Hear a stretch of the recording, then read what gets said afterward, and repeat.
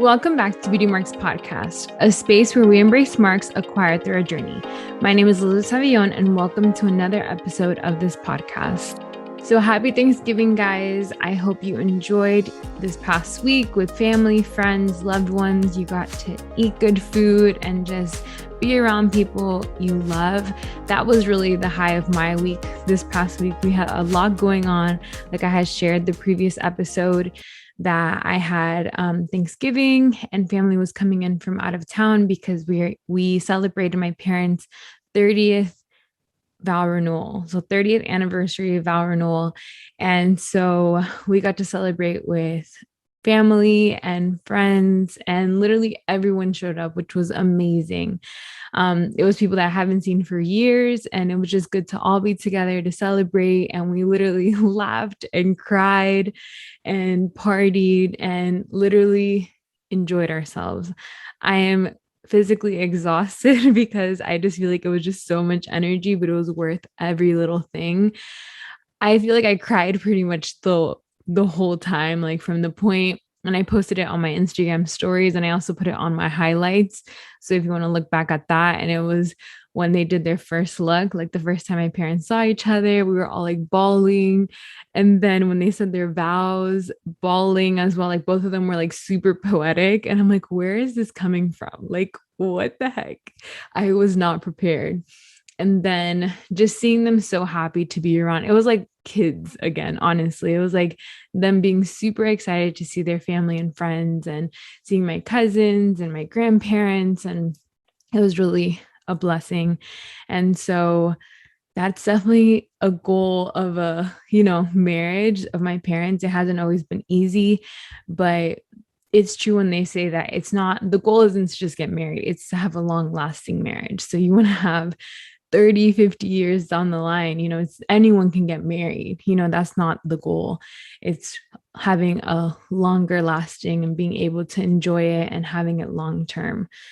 So now, how it's holiday season, I feel like it's very fitting to talk about y el novio, and the boyfriend. That's the question that everybody asks during the holidays. And I feel like, you know what? Let me just talk about my situation because I think that I can completely relate because, as you guys know, I shared on here, I am single, but I was in a very long-term relationship.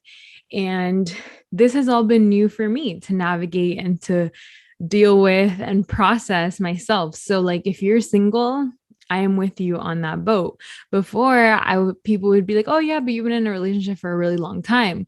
Well, now I'm like, well, no, I'm actually like, I feel like I'm starting all over again. So I am with you in this. And I get the question, and it happens. And I just think it's because, you're around family, and you can sometimes feel like the pressure because people are just trying to either make conversation, or they're just nosy, or they're very traditional in their thinking, and they're old school with like thinking that after 25, your ovaries die and you're not able to have children, and all these things that they think about, when in reality, a modern day woman is getting married a little later. And a lot of people are getting married a little later to focus on their careers, traveling, focusing on other things. And so I feel like I don't really feel that pressure as like a woman always in general. I think it's more like in our culture, in the Latino culture, and I'm sure other people can relate with their different cultures.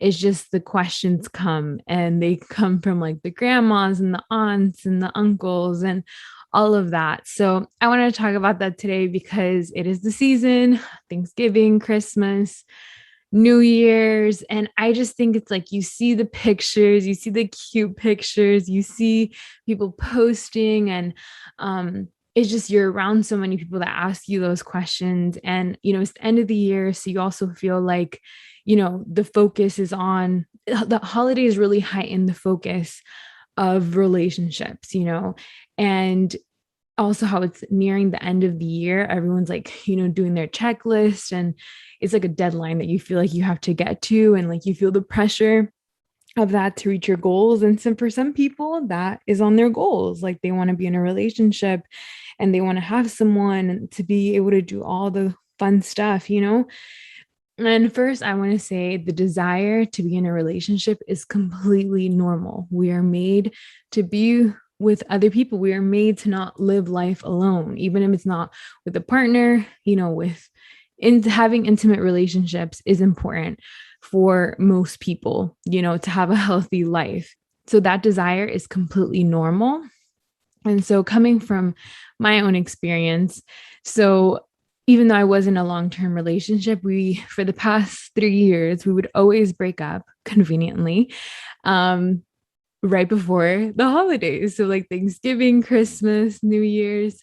So, even though I had been in a relationship for the past 3 years, I didn't have anybody for the holidays. And so it was hard. It made the breakup 10 times harder because it's the holidays, and it makes you feel even more lonely because you were in a relationship and then you're grieving and you're sad and all of that. And so I completely get it. And I know in 2019, my Christmas was very rough. And then in 2020, the same with, a lot of things that happened last year, it was very hard. But I feel like I learned how to navigate that through making a list of all the things that I wanted to do.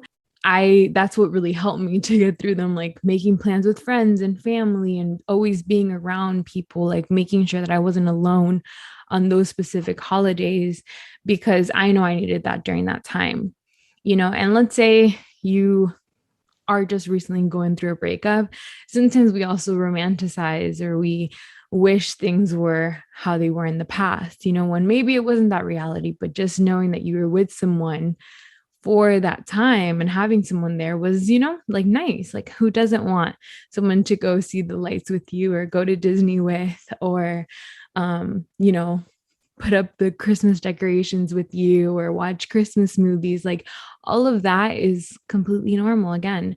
And if you aren't going through a breakup, but you have been single for maybe some time and you always have wanted that, you always feel like you're the single person, that again is normal to feel like, wow, like that desire of like, I would love to have what they have, or I would love to have, someone to be able to join me on these things.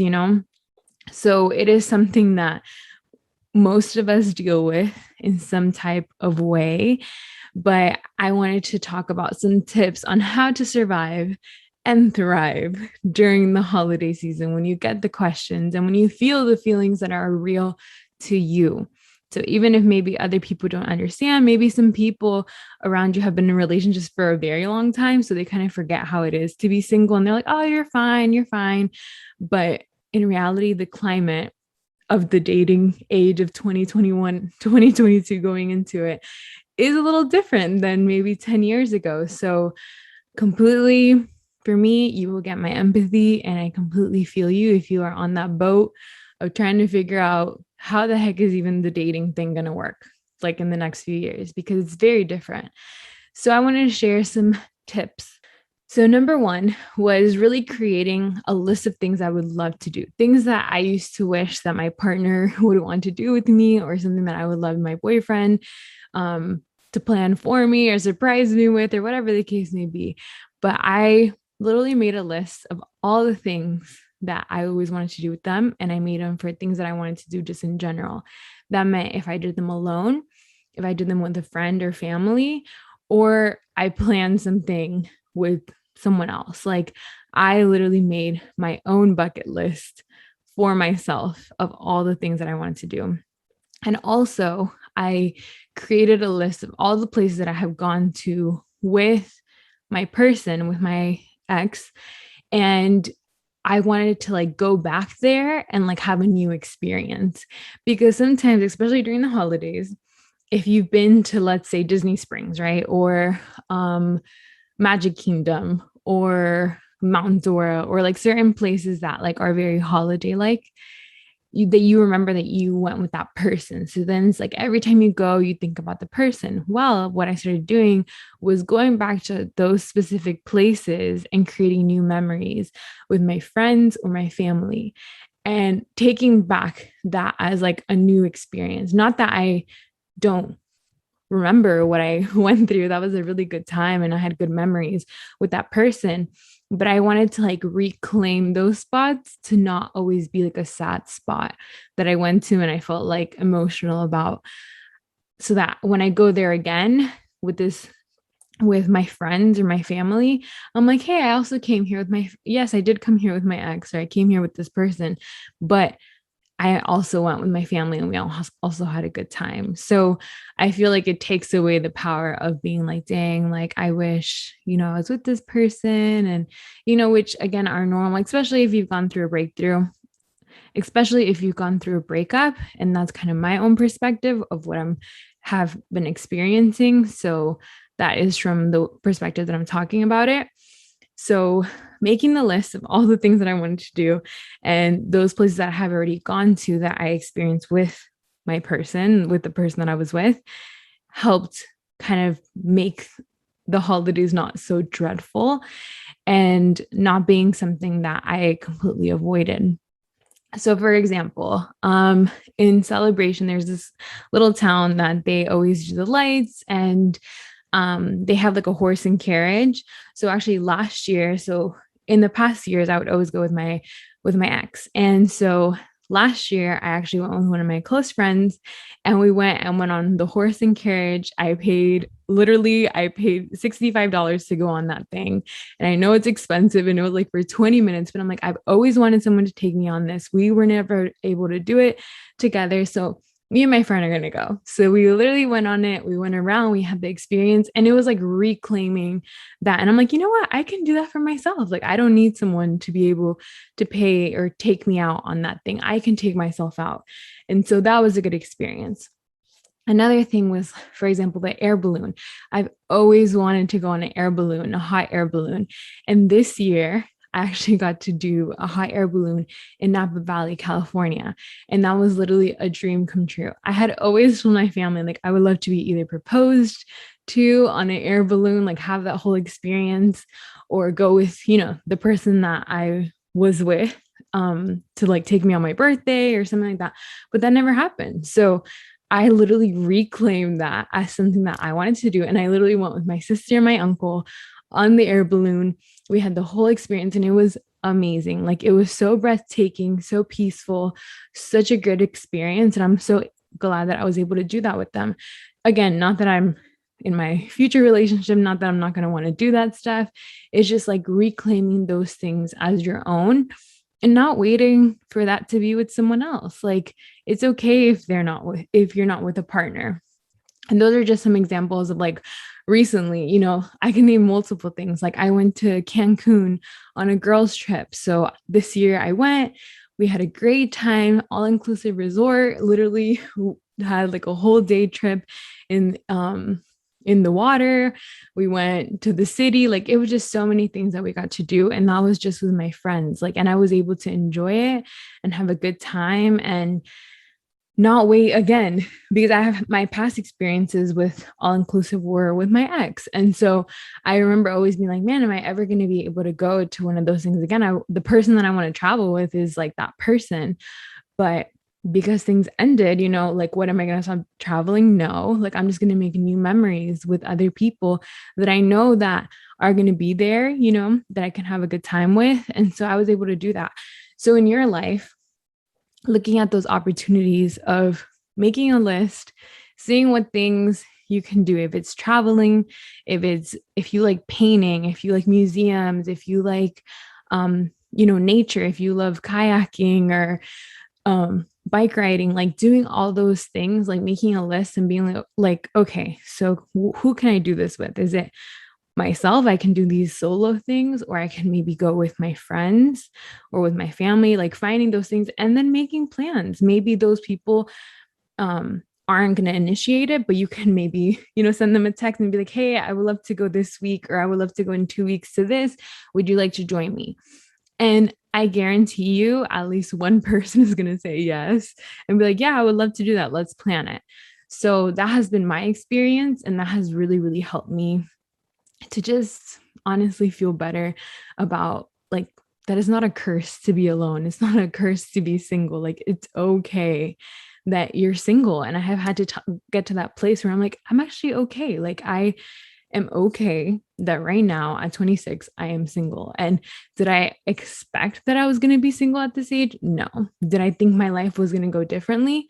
Of course. But at the end of the day, I've just gone with the punches and the reality of that life doesn't always go how we planned. But at the same time, I'm also hopeful that it will be better than what I imagined. My life, my future partner, where I'm at, what age I'm going to get married, I have no idea. There's no prospects, there's nothing lined up for that. But at the same time, I have a different kind of peace, but I also still desire to have that. So it's not like if you can't have both, you can still be happy for people, you can still have good experiences. And like, for example, me traveling this year, but even when I was traveling, when I was having these things, it's not like if I completely forgot about like, wow, like I would love to experience this one day with who I'm with. They're like, like, no, that's normal. And there's nothing wrong with that. Like you can have both. You can still be grateful for where you're at right now, but also desire like one day, it would be nice to have this. So again, some of my best experiences have been with friends and family, not specifically my partner, even though, again, we did have really good times and really good memories and had amazing experiences together. Another thing is social media. Stay grounded, especially during the holidays. Be careful on what you're consuming, what you're focusing on. When you see everybody's highlight reel, when everyone's posting that they're so happy in their relationships and wow, like they're going to this. And, this is the time and that's normal. When you have that, I remember when I was in a relationship, like I would post around this time. I would like, we were here watching these things and we were watching this show and we're traveling here and traveling there. And so it's a normal thing. So it's not to feel envious of anybody experiencing that. There are people in a happy, good relationship. So you can still be happy for others, but be careful that if it damages you, if it hurts you, if you start noticing that you start getting very, very envious or you're spending so much time like endlessly scrolling on social media, just be careful. Take some time. Maybe don't get on online, like on social media on certain days that that people are going to be posting like their engagements. Like so many people get engaged this month, this is like the hot month. It's definitely November, December. And so just be mindful that if it hurts you, just protect yourself and start counting how much time on social media and what it counts, like being careful of what you're consuming, because that's all going to like stem to your heart, and if you're feeling already bad about yourself, that stuff is not helping you. Another thing that has helped me a lot is to focus on what I do have, where I'm at in my life, like literally what I was just talking about. Remembering that it's okay to be happy for others and still desire a loving relationship for yourself. There's nothing wrong with that. It's just to the point of being envious of others. That's what I recommend being careful of, because at the end of the day, there's also the other side that people post their highlight reels and it might not be as great as it looks on the outside, but in your head, you're already like, wow, like I wish that we can do that. I wish I was in something like that. And their relationship could be terrible. And you're just comparing your life. Like they probably wish that they were single and then you wish that you were in their relationship. And I remember in past relationships where I was in a relationship and I felt super single. I felt super alone. But again, I was able to say that I was in a relationship. So at the same time, remembering and being grounded and being realistic with what you're consuming, who you're seeing, and what reality, and like, are you idolizing being in a relationship when that's not like completely a full goal, like is to be in a relationship. Maybe some people won't be in a relationship and that's not the life that they want for themselves. So remember that. The other thing is that this time during being single, my tip is really to focus on your goals, your plans, working on you, your relationship with God, your relationship with your friends, family, your health. Like I have found myself in past relationships that I really like lose my focus, because they are time consuming in a good way. Like, you spend more time with them, you're talking to them throughout the day, you're, having experiences with them. And so sometimes, like that's just a normal part of being in a relationship is like thinking about yourself and someone else and how to navigate that. But I know that when you're single, it's really the focus on yourself. Like it's your life fully, like, you can really do whatever. Like there's sometimes, this is silly, but it's true. It's like there's sometimes that I'm literally like watching like one of my favorite shows, like in my bed, just like have my candles on, everything. And I'm like, wow, like I literally can watch whatever and I can like do whatever. And again, because I was in a long-term relationship, I always felt like a lot of the things I always thought about the other person, about like, oh, I would love to do this with this person and I would love to see this show with this person. And now it's like, that's fine. And then my married friends have told me like, oh yeah, enjoy that, because when you get married, it's like you also watch shows together. Like it's just like a different vibe. Like you're sleeping next to that person all the time. Like it's just completely different. And so I've been like paying more attention to that. And I'm like, you're right. Like this is nice. This is nice to have my full bed by myself.